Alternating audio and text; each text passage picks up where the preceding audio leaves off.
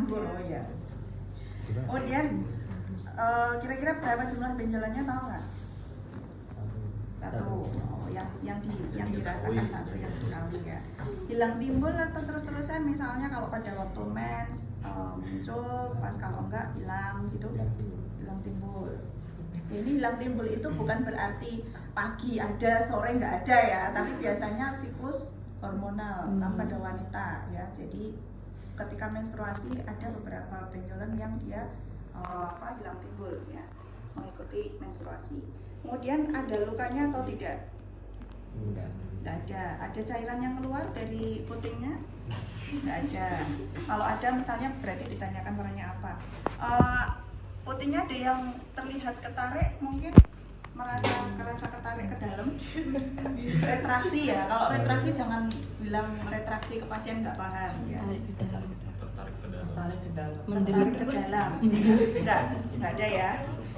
Terus nyeri ada, demam ada? Ada.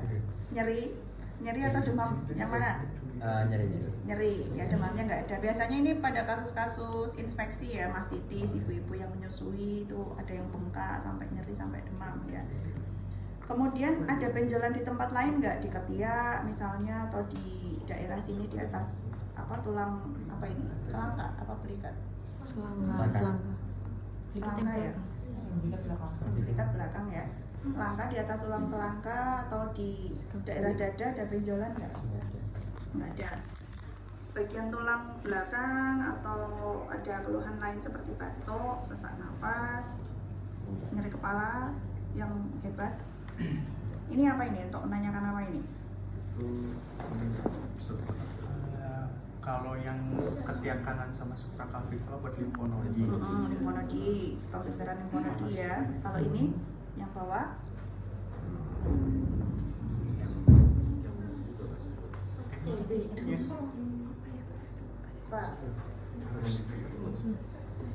Ini kalau misalnya tadi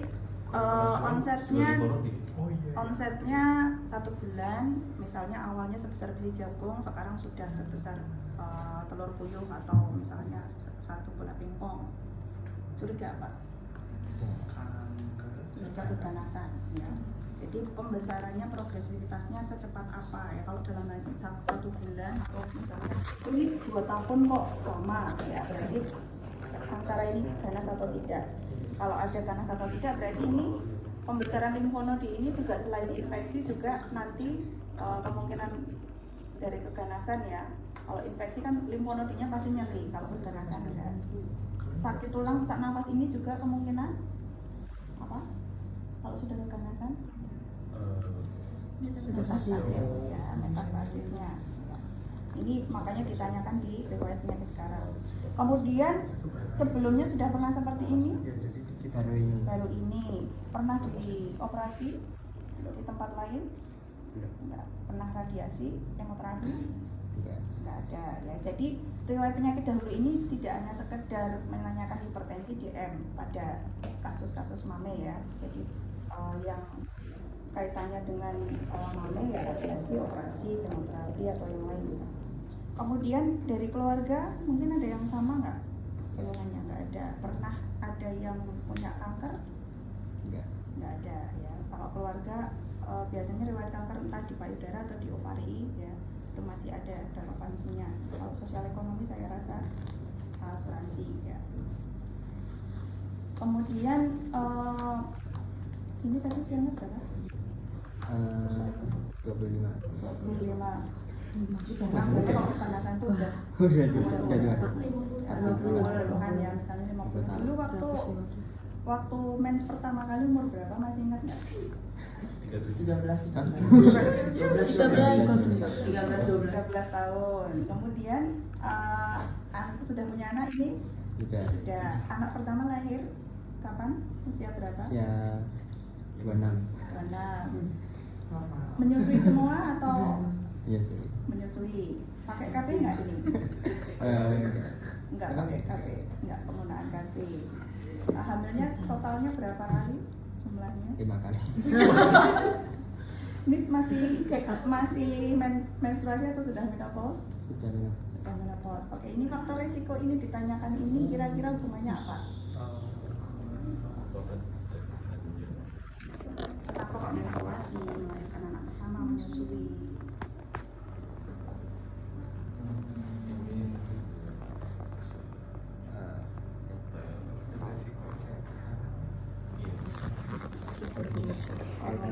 Hormonal. Kenapa? Hormon apa yang biasanya estrogen? Ya, estrogen. Semakin tinggi paparan estrogennya, maka memang faktor resikonya akan lebih tinggi. Jadi kalau misalnya menstruasinya lebih cepat, lebih muda, itu juga kan punya faktor resiko. Kalau melahirkan, menyusui, ini kan dia kadar progesteron jauh lebih tinggi ya. Jadi kalau menyusui itu justru akan mengurangi resiko. Makanya buat ibu-ibu nanti jangan lupa menyusui ya, jangan nggak dipakai ya, air susunya ini lumayan ya, progesteronnya tinggi. KB itu juga sama ya, dari riwayat hormonal ya, estrogen, progesteron. Cuma kehamilan semuanya ini kaitannya dengan hormonal ya. Kemudian cuci tangan secara aseptik. Sekarang inspeksi ya, inspeksi pasiennya di inspeksi ini posisinya ada berapa? 4 ya. Tangan ke atas Pak, Bu ya. Tangan di pinggang, di samping, gini. Nah, terus membungkuk. Nah, ini sambil kita inspeksi ya, sambil diinspeksi. Sebetulnya ada, kalau mau ini ya diinspeksi satu-satu, tapi waktunya habis biasanya. Jadi mending semuanya dilakukan dulu, kemudian sambil diinspeksi kanan dan kiri ya. Kemudian dilaporkan antara kanan dan kiri simetris ya. Meskipun normalnya memang tidak ada yang tidak simetris sedikit, itu masih dalam batas wajar ya. Kemudian simetris kanan dan kiri, terlihat nodul nggak ini? Nodul terlihat? Ini daerah sini. Oh iya. Lihat nggak? Oh iya. Bandingin sama yang situ, nggak ada ya. Lihat nodul di payudara kiri, letaknya di mana? Kalau Mame sudah nggak pakai linea, pakainya apa?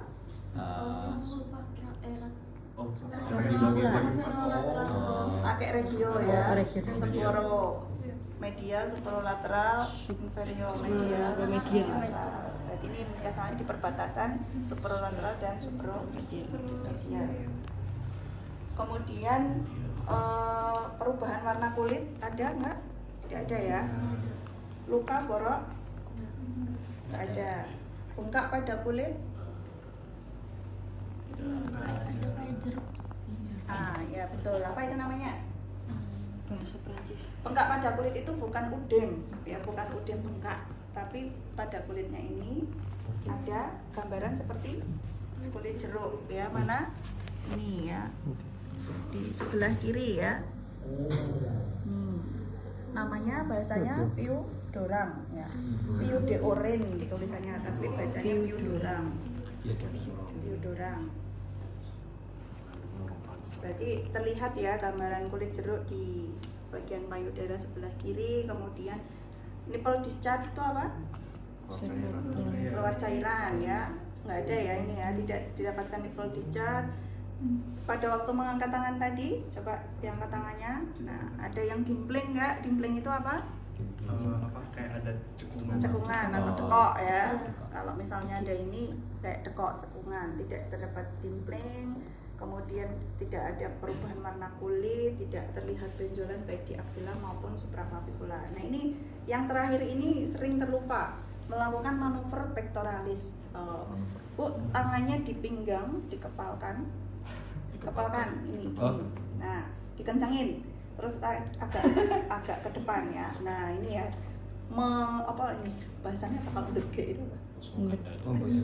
Busungkan dada ya, dibusungkan dadanya. Ini tujuannya apa?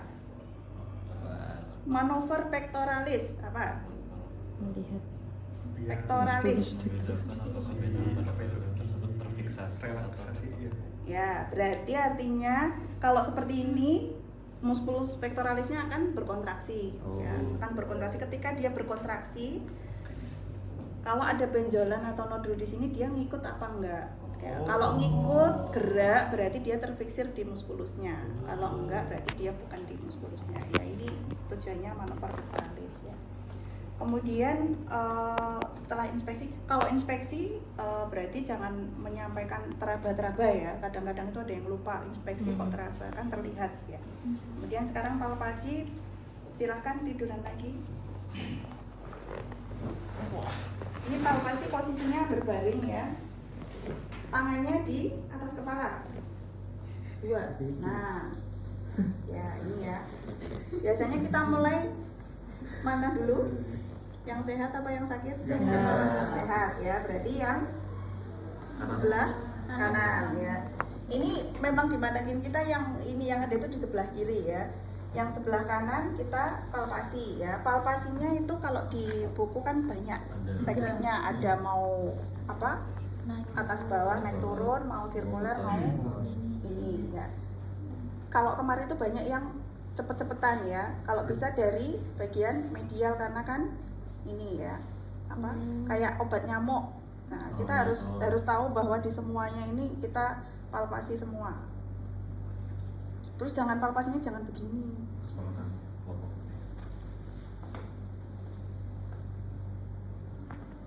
Ya.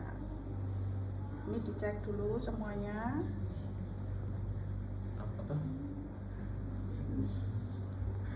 Terus tidak hanya sekedar di sini karena ini kan ada mamaritel ya sampai aksila ya. Jadi dipalpasi sampai ke aksila dan juga supraclavicular. Sama juga yang kiri ya, yang kiri ini yang sakit. Ini. Nah, ini teraba benjolan di belakang areola mame ya, sebesar misalnya sebesar telur apa ini? Telur puyuh kali ya, telur puyuh atau misalnya 6 cm boleh. Kemudian permukaannya halus, konsistensinya keras, kemudian tidak berbenjol-benjol, terfiksir ya, itu harus lengkap ya ininya ya pelaporannya ya. Kemudian harus lengkap, jangan gini langsung begini ya, karena kemarin banyak yang kurang teliti ya. Harus menyeluruh ke seluruh sisi. Nah, ini teraba juga benjolan di area supermedial. Ini benjolannya ukurannya 1 cm kali 1 cm misalnya, atau misal biji apa itu? Biji jagung kayaknya kurang gede. Selereng ya, selereng ya. Selereng, kemudian permukaannya halus, dia masih mobile di sini misalnya ya, di sini masih mobile, kemudian permukaannya halus, tidak nyeri, masih ada apa namanya suhunya juga sama dengan sekitar ya. Kemudian sama dengan di ketiak dan di supraclavicular ya. Semuanya dicek. Ya ini dalam posisi duduk. Duduk berbaring. Kemudian sekarang palpasi limfonodi, posisi duduk, silakan duduk.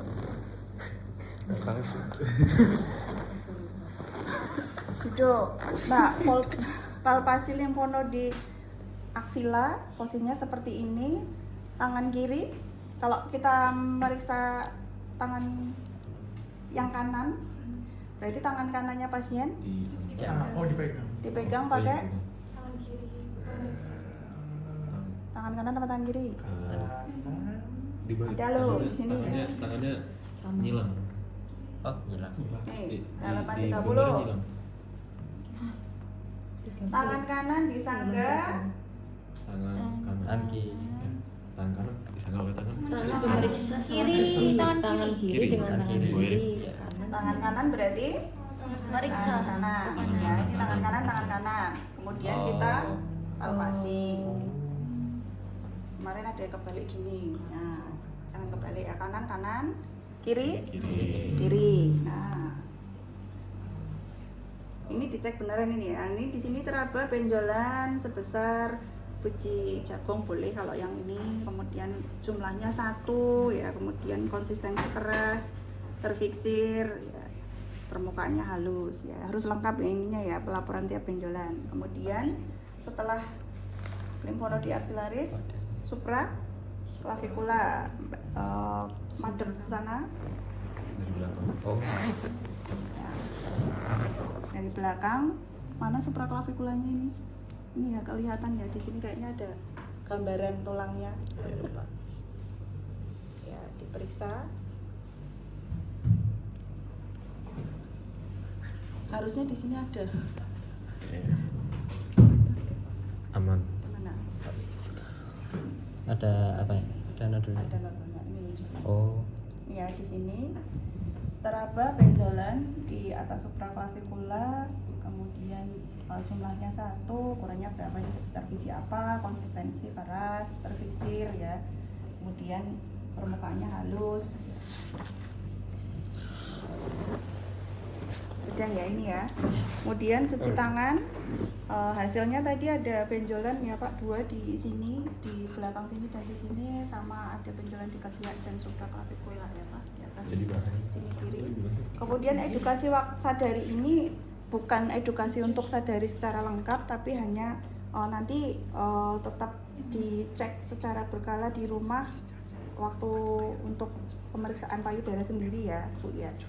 Waktunya kapan ya, misalnya berapa? Hari ke-7 sesudah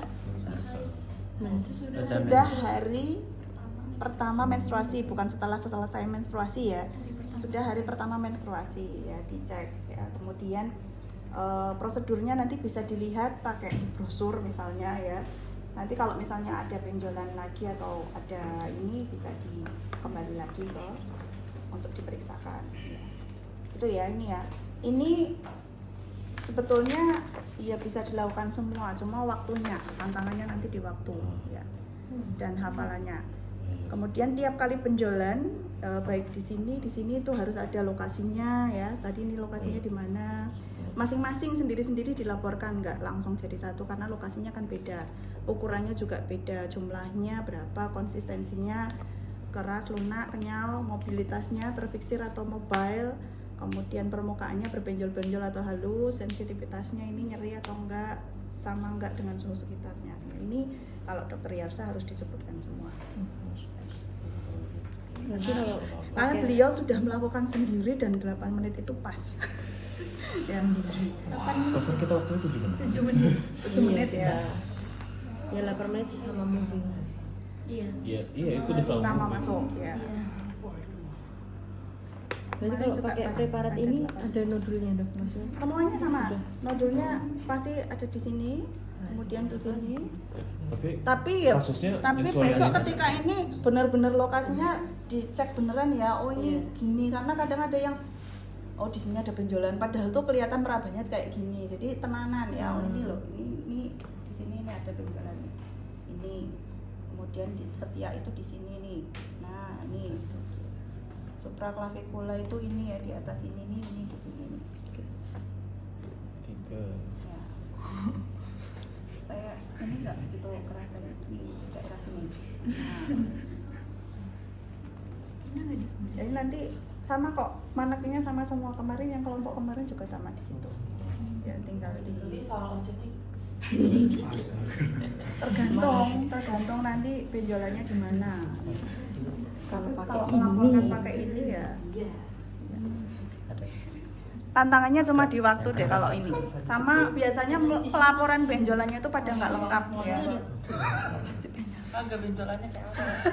Tapi kayak kalau nggak dibeginiin Iya, kurang. makanya memang harus tahu dulu. Kalau nggak diraba dari saat latihan, Ini besok pas OC bingung. Ini ya?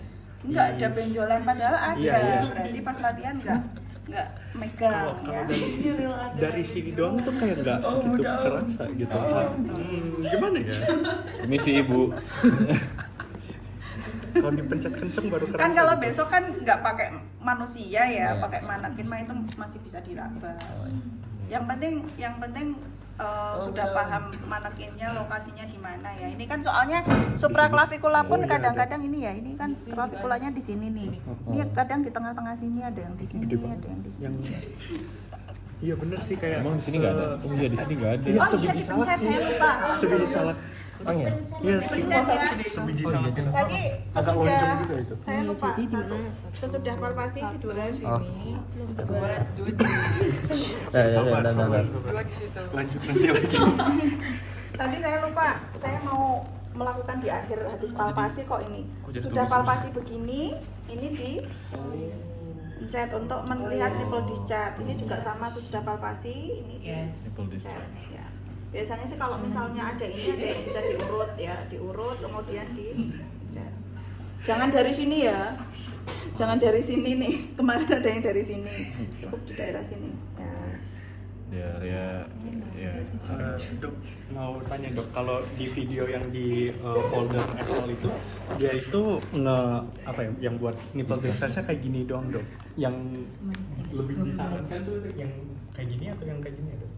Kalau dokter biasa sih pas waktu ini biasanya beliau begini. Ada yang diurut dulu, ya diurut dulu supaya kalau misalnya ada discharge di dalam itu dia akan terkumpul melalui saluran ductus-ductusnya ke sini ya. Kemudian dipencet. Kalau gini aja mungkin kalau discharge-nya nggak bisa sih, tapi kalau enggak mungkin ini ya. Karena ini secara radier diurut ke sini supaya ngumpul ya di ujung ductusnya sini terus dikeluarkan. Jangan dibayangin punya sendiri.